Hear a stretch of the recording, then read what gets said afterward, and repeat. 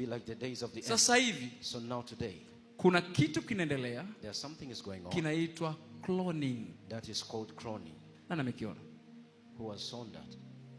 Cloning maana nini? Ni photocopy ya genetic. Yani iko hivi. Photocopy of genetic. Mtu anauza nafsi kwa shetani. If someone sold their soul to the devil. Freemasons mnafahamu, si ndio? That's a Freemason. Alafu wanachukua DNA yako, wanamtengeneza mtu photocopy ya wewe exactly. Photocopy of you as exactly. Alafu yule wa kwanza wanamuua. The first one they kill them. Ninapoongea hivi sio kwamba itakuja, imeshaanza. Just talking this is not to happen, it has already happened. Mfano, for instance, wale wajanja kidogo. Those are very quick. Wangapi namfahamu Selena Gomez? How many of you they know Selena Gomez? Yukoje sasa hivi?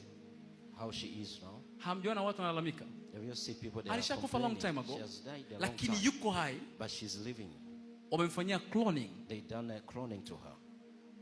Marekani hiyo? It's the US. Ipo kabisa. Bwana asifiwe sana. Praise Jesus.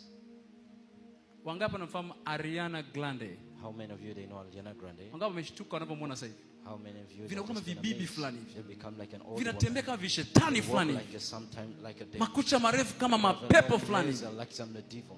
Macho kiangalia kama vile I don't know kitu gani. Ni cloning.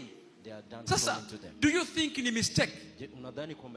Malaika hawatashuka sasa hivi. The angels will never decide. Wabadilishe mfumo wa DNA. Of the DNA.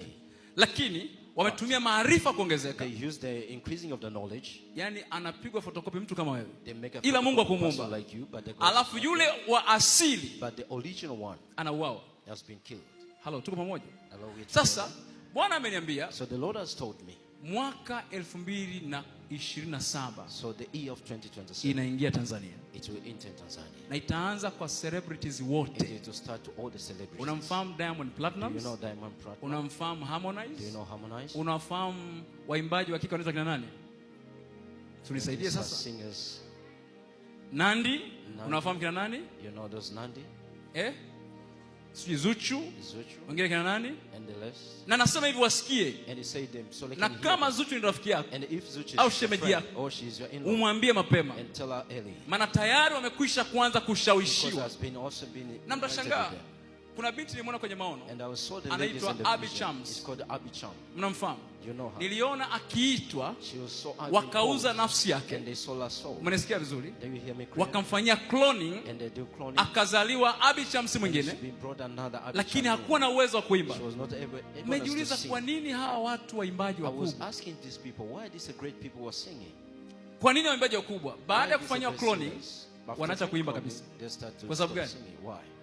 Sauti inabadilika. The voices change. Kwa sababu hata mapacha hawafanani sauti sometimes. Hawaongei vile vile. They cannot talk the same. Watu wanabadilika. People they change. Imeshaingia Marekani. Mwakani inaingia Tanzania. And the next year is coming. Sio kwa sababu mambo ya habari. Mungu ameniambia inakwenda kuingia Tanzania. Na watu wengi maarufu watakuwa moved. Wakidanganywa kwamba utakuwa vizuri zaidi.